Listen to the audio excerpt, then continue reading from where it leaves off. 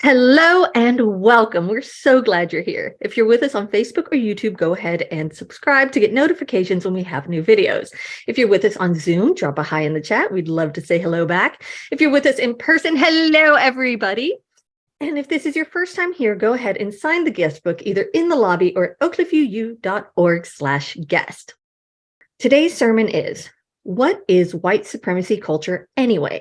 Perfection versus Excellence and Planning to Fail with Renée Brill. All right, this week is fun because we have nature walks and spirit talks Tuesday, Wednesday, and Thursday, March 14th, 15th, and 16th.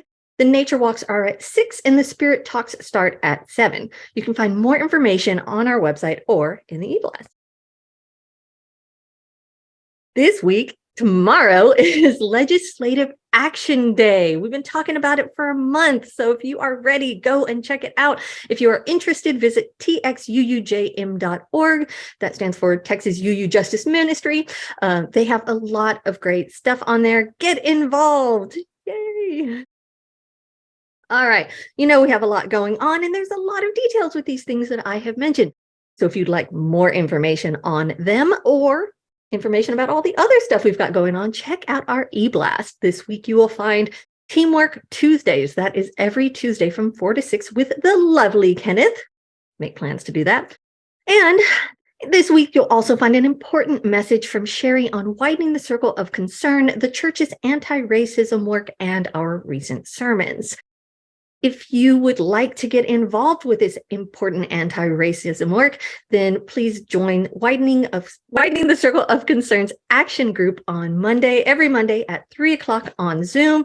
And if you are white identifying, join our White Accountability Group, or WAG, the first and third Sundays of the month. So that is next Sunday. Plan to be there, all right? I'll be there. It is Sunday, but we don't stop the fun after the service. No, we have talk back at 11:15. That's where we get together and talk about the sermon and related topics. You always get something out of it, whether you come to talk or just to listen. We also have adult religious exploration with Sarah at 11:15 in Charity North and on Zoom. So make plans to join one of those. There's so many things to join this week. All right, everybody, that is it for today. I hope that you all have a very happy Sunday. Welcome to the UU Church of Oak Cliff. Here we gather in sanctuary where we're free to pursue our own unique and individual spiritual journeys in an atmosphere of acceptance, compassion, and celebration. We seek to build a community where what you believe is less important than how your beliefs guide and inform your participation in the world. Ours is a community that values the inherent worth and dignity of every human being. We welcome you. May the light we now kindle inspire us to use our powers to heal and not to harm, to help and not to hinder, to bless and not to curse, to serve you, Spirit of love, compassion, and forgiveness. Que esta luz que ahora encendemos nos inspire a usar nuestros dones y poderes para sanar y no para herir, para ayudar y no para impedir, para bendecir y no para maldecir, para servirte a ti, espíritu de amor, compasión y perdón. Our opening words are Acknowledgement of Limitations by Calvin O. Dame. We come into one another's presence seeking some part of ourselves, knowing that we do not live alone, knowing that we cannot live fully if we are for ourselves alone. We come as ordinary people, each with strengths and each with weaknesses, aware of our shortcomings. Our lives set before us many tasks. We are not always equal to them.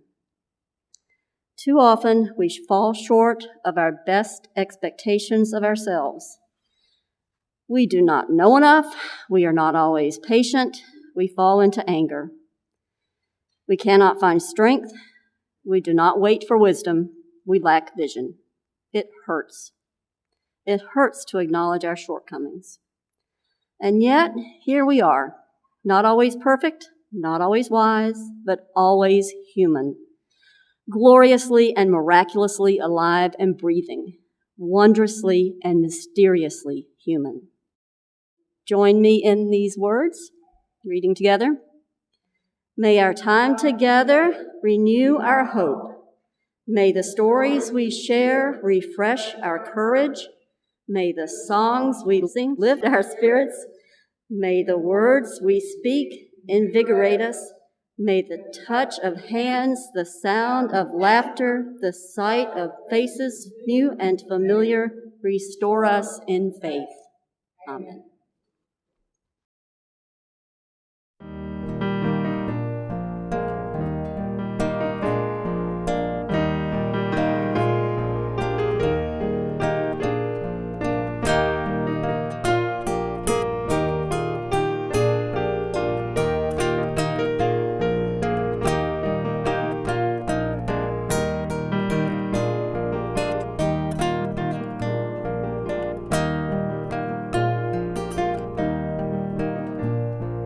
Come, come, whoever you are, wanderer, worshiper, lover of leaving.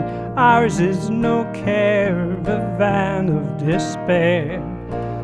Come, yet again come.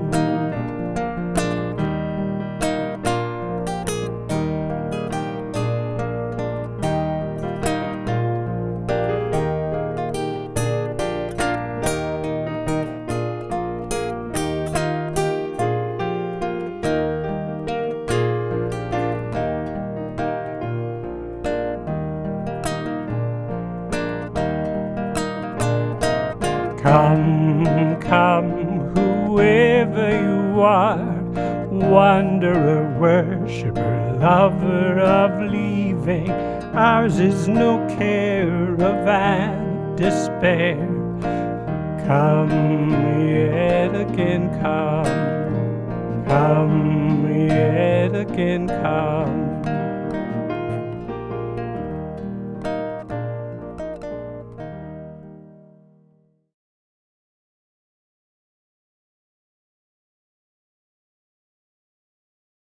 In our community, we make time each week to share pieces of our lives with one another, our joys and our sorrows. We do this because each person in this community has value. Each person's experience matters. We share our sorrow with one another today, knowing that sorrow comes into each person's life, knowing that together we offer comfort.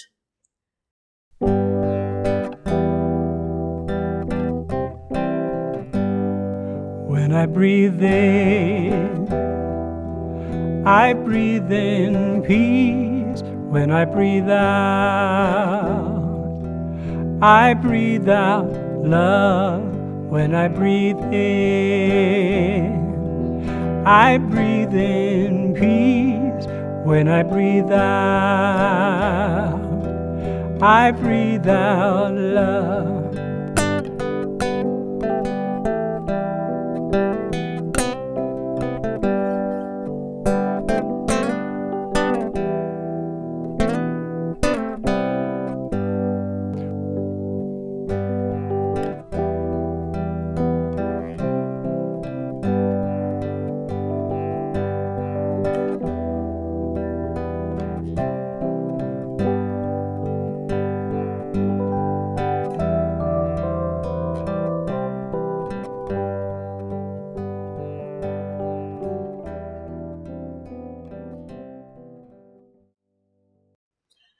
We also share our joys with one another, knowing that joy comes into all of our lives, knowing that joy calls unto joy, knowing that together our voices can rise in a chorus of celebration. Would you please rise and join us in our covenant? because we love one another. Because we love one another, we honor each individual's spiritual journey. Because we love one another, we celebrate life's abundance in service to each other, our community, and the world. Because we love one another, we connect with each other in love, respect, and acceptance. Thus do we covenant together. Porque nos amamos una al otro. Honoramos el viaje espiritual de cada individuo. Porque nos amamos una al otro, celebramos la abundancia de la vida en el servicio a entre sí, nuestra comunidad y el mundo. Porque nos amamos una al otro, ponemos en contacto a unos con otros en el amor, respeto y excepción. Así que hacemos pacto. Thank you. Be seated, please.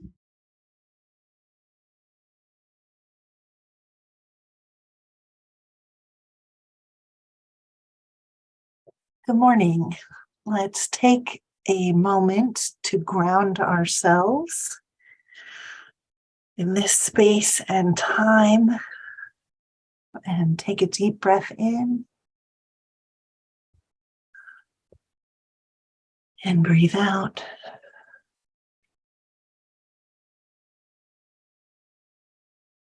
And breathe in.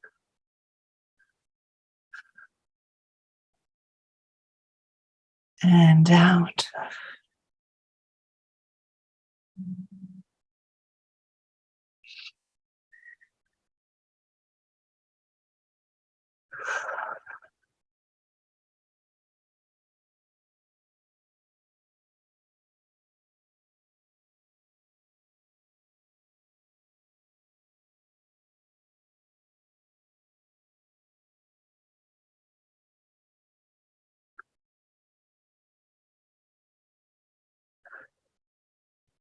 And when you're ready,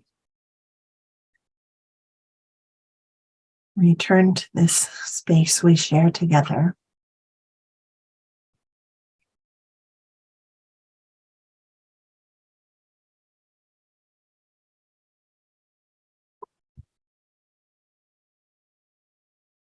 Good morning. This week, we are continuing to talk about perfectionism based on Tema Okun's Qualities of White Supremacy Culture. And I wanted to talk a little bit about some of the things that we talked about in Talkback this week for the benefit of folks who weren't here, either because they weren't able to be in Talkback or because they were attending the women's conference last week. But I wanted to start with saying something explicit that is important. So when we're talking about the characteristics of white supremacy culture, and we talk about how perfectionism harms us, all of us, but we're also stating that perfectionism harms people of color more, in both degree and in kind. Too often, mistakes made by people of color are used to justify the inhumane treatment they receive, or why they are deserving of the oppression that they receive. Or sometimes after the case, when an act of violence against a person of color, or an act of oppression, or where their basic human dignities are accosted, after the fact, the media might go back through that person's profile looking for some kind of mistake that makes them unworthy of humane treatment and equal rights. So that's the explicit way that perfectionism and allowing that to be our value that people are expected to be perfect or else they deserve inhumane treatment. That is how that explicitly harms people of color. And one of the things we're talking about in this idea of trying to remove the filter of white supremacy culture from the work that we're trying to do is that our work becomes easier when we stop using our own mistakes as justification for why we might deserve inhumane treatment. So let's talk about a couple of examples of mistakes.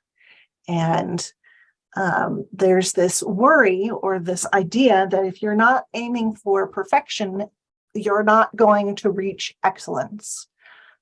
Or that when the stakes are very high, you do have to plan to be perfect as opposed to planning for making mistakes. This year, I had a C-section to deliver my son after 30 hours. It was quite a couple of days. And it was the first time I've had surgery where I was awake while the surgery was ending, which is a bit of a surreal experience. But I was very glad to have my son. And while my husband and I were talking about our baby and meeting him for the first time and being excited with each other, I could hear the surgeons and the nurses going through a checklist. And what they were doing was they were counting all of the gauzes that were in the surgery kit and counting all of the knife blades that were in the surgery kit and all of the equipment that they used to perform the C-section to make sure that none of that was left inside of me when they were done. Now, that's not something that used to always happen. And in fact, when these checklists were initially introduced as a way of preventing mistakes from happening, a lot of the medical community felt that they were insulting. Of course, they would never do something so foolish as leaving something inside a patient, except that that did happen. And this is one example of many examples where the solution to looking and searching for excellence when the stakes are very, very high is actually to assume that people are capable of error and to ask people to go back and look for those very simple mistakes that they might have made a la checklist form. So it's actually planning for mistakes and assuming that we are human and that we make mistakes, that we can start to avoid making those mistakes. Rather than saying, oh, you're not a good person if you make little mistakes, or you're not smart enough, or you're not trying hard enough. The best way to avoid making a mistake is actually to plan for making it and what you're going to do when you make it. And that was one of the things that we talked about last week in Talkback, this idea of planning to make a mistake and what does that look like. So in the work that we're doing, one of the things that we're trying to work on is interrupting white supremacy culture, but specifically to notice and interrupt microaggressions, which is a bit of a challenge.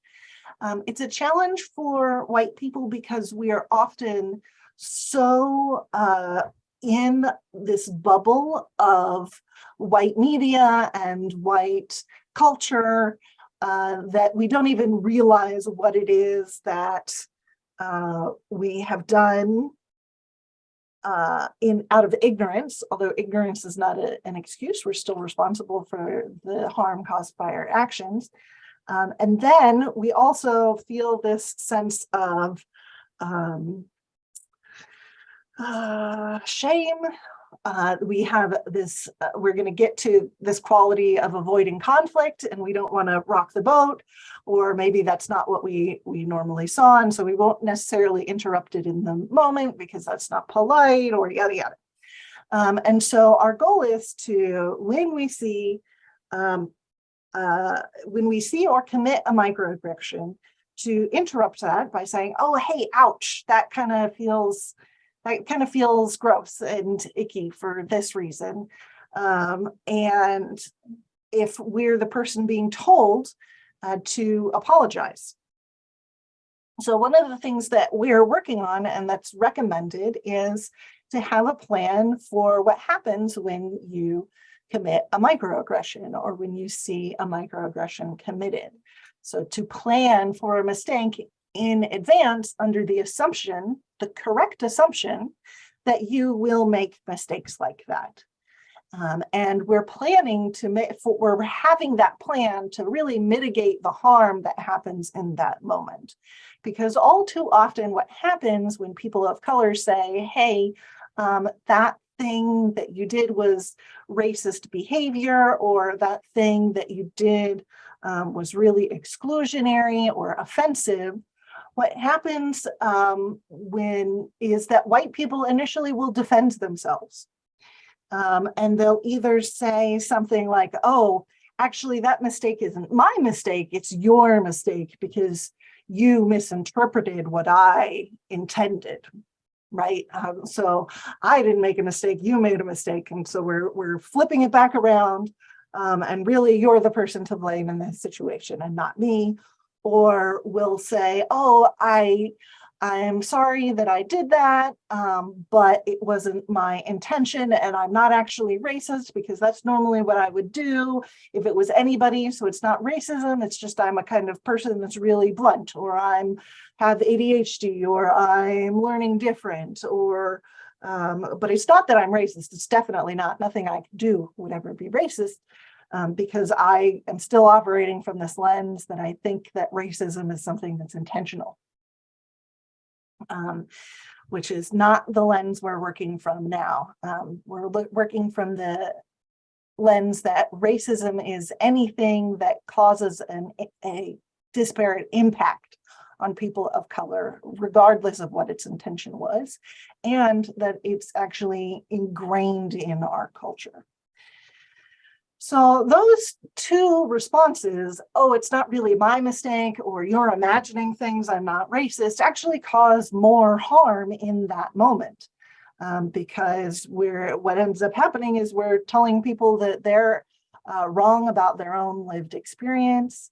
And we're really, in this moment when we could be caring for the person that we've harmed, we're instead more worried about our own reputation as being a not racist person than in helping to apologize and heal the harm that person of color has received, or even just hearing that harm has happened. And so what we want to do in that moment is actually to say thank you. And the reason why we say thank you is because even when a person of color even bothers to tell you that you have committed this thing that is inappropriate or offensive, they're doing that on the hope that you don't want to be offensive, right? It's almost a compliment in a way. The idea that you are trying your best to be a good person and you would love to have more information on how to be more open and accepting and welcoming of a multicultural and diverse group of people. So it's, in a way, it's a compliment. And in this reaction of trying to defend ourselves, we're really saying, "Oh, I'm not actually going to learn anything from this moment. You did this work of taking the time to tell me about it, and I'm not hearing you," which is its own kind of harm that I'm not willing to hear you in this moment. That's also hurtful. So our plan, again, is to say thank you. And is there anything else you'd like me to know about that, or anything I can do about that while I think about that and work on doing differently the next time? So that's our plan. There's a couple of other things that can go wrong in this moment. We can over apologize so that that person who we've harmed feels like they need to stop and help us feel better instead of us taking the time to help the person who's been harmed feel better. So moving the attention and the resources back on ourselves, that's also not so great. Really any reaction that makes it clear that we're just going to keep doing the same thing. Our goal is not to feel guilty. Our goal is to do different. Our goal is not to worry about our reputation. Our goal is to be welcoming, and not just welcoming in a way that I would invite you and welcome you into my own home, but to welcome you in a way that makes you feel welcomed into your own home. That's a very different thing and a different standard. So we have to be able to make the connection between one another so that I can learn what that is. The other thing we talked about was the idea of trying too hard to be imperfect, or approaching not being perfect from an overly perfect point of view. And one of the things that I've been thinking about this week is how these goals could be, or these characteristics, and when we go looking for them, how might they be accidentally weaponized? And Tema Okun in the article does talk about the possibility of them being weaponized. And also how they might be so diminished or belittled that they stop even being a useful tool. And I think part of my answer to that is that if white supremacy culture is that which divides us from one another, then using these tools in a way which divides us from one another, as opposed to opening spaces for connection and reconnection and healing, that is the turning or the pivot point for when these tools become weaponized. That our goal is, and it's good to remind ourselves of that goal, our goal is to be free from that which divides us from one another and allows us to divide each other from our own humanness. So over the next couple of weeks, because we're going to take a break from this topic for a couple of weeks, spend some time thinking about what your plan is. Maybe practice in a mirror or practice it with your accountability buddy. What is your plan for when you make a mistake? Expect that you're going to make a mistake. And how might you take care of yourself in that day or week afterwards? How might you take that as a moment to do some research or to learn? And how will you know when you've been successful? Is it when you do it right the first time? I'm not sure. I look forward to being imperfect together and to thinking about how we can embrace our humanness, mistakes and all. Amen, Ashe, and blessed be. Join me in reciting the Widening the Circle of Concern covenant. We, the Unitarian Universalist Church of Oak Cliff, commit ourselves to the study and dismantling of racism and oppression within our congregation. We commit our congregation and ourselves to the work of anti-racism and anti-oppression. We commit ourselves to listening, to learning, and to action. When we fail, we commit ourselves to trying again and again. We covenant to begin this work and to continue until all of us can truly say that we are a beloved community of justice, equity, and compassion. Thank you. Hi, I'm Sherry. That is a picture of Reverend Krista Tavis, who is the author of the piece that I'm going to share with you in this moment. Reverend Tavis is a native Canadian. She is a consulting minister serving in Quincy, Illinois, and the UU Fellowship of La Crosse, Wisconsin. And my apologies to the residents of those municipalities if I've mispronounced them. I understand that happens a lot. All right. So, Reverend Tavis wrote, "Stay with us. My stomach turned when I first heard the term white supremacy used to describe the culture of Unitarian Universalism and our institutions. But I've reconsidered that response. I understand the pushback. We've been trained to see white supremacy as an overt expression of racism, replete with burning crosses, white hoods, Confederate flags, lynchings, and angry white people shouting racist epithets. This allows liberal whites to distance themselves from racism and believe that we aren't part of it. But white supremacy is way bigger than the way we've been trained to understand it.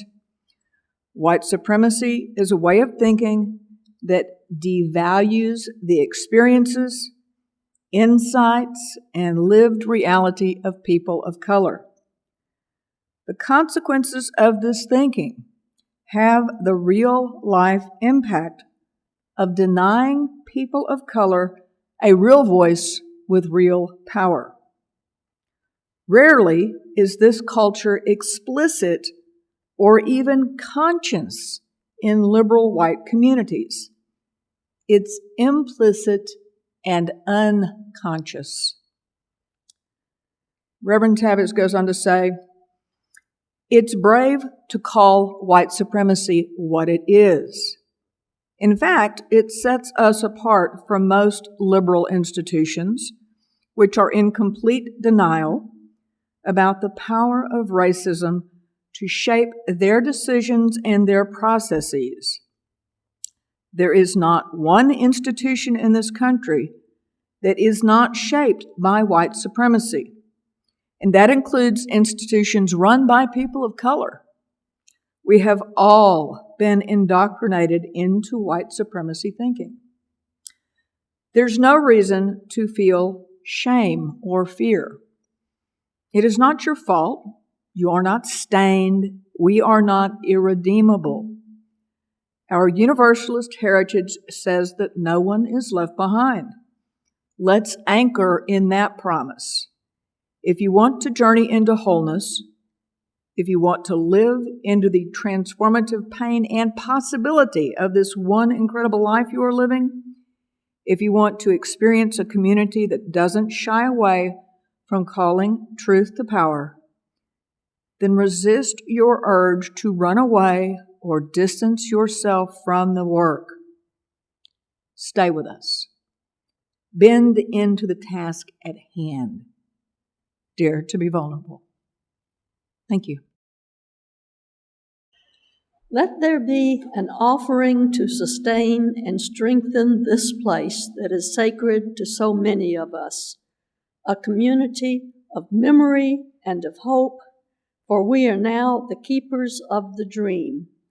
Members, if you are contributing cash toward your pledge, please use the envelope provided and write your name on it. To text your donation, see the number on your order of service. And for more options, see www.oakcliffuu.org/donate.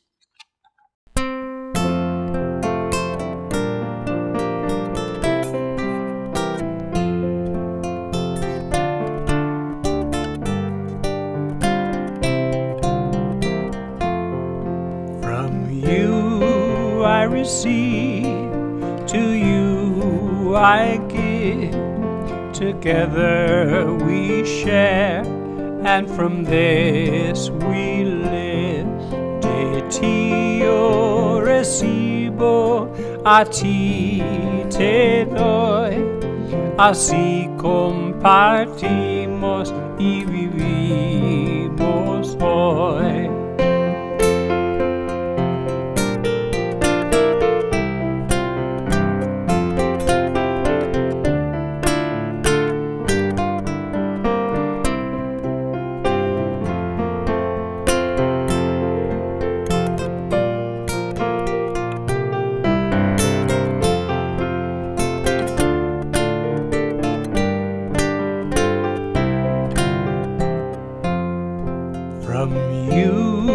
I receive, to you I give. Together we share, and from this we live.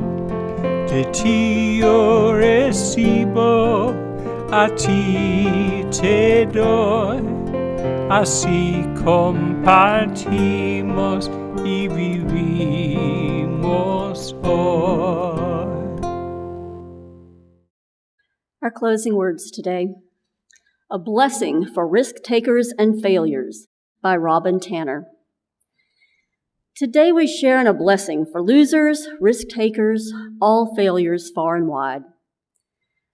Blessed are they who fall in the mud, who jump with gusto and rip the pants, who skin the elbows and bruise the ego, for they shall know the sweetness of risk.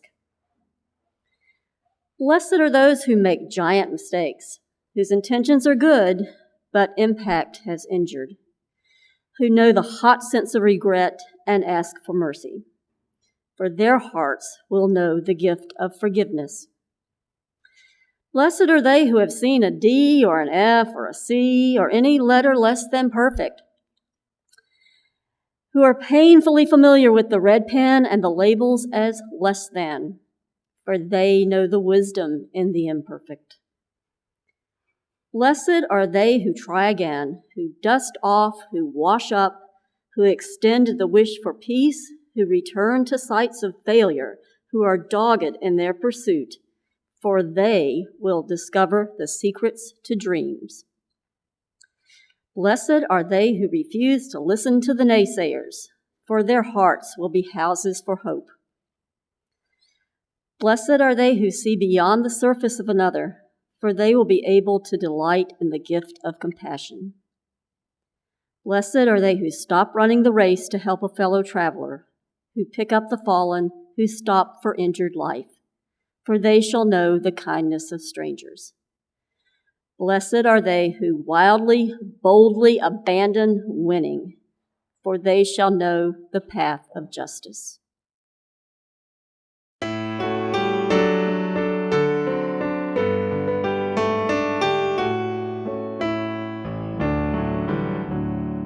One more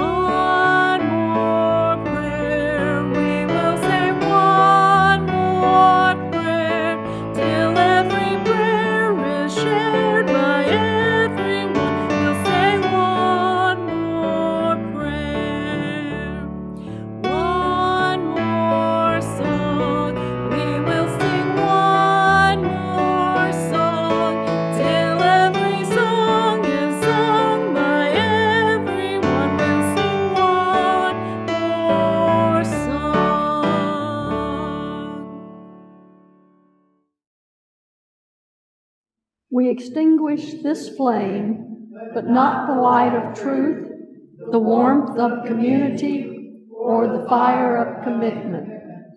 These we carry in our hearts until we are together again.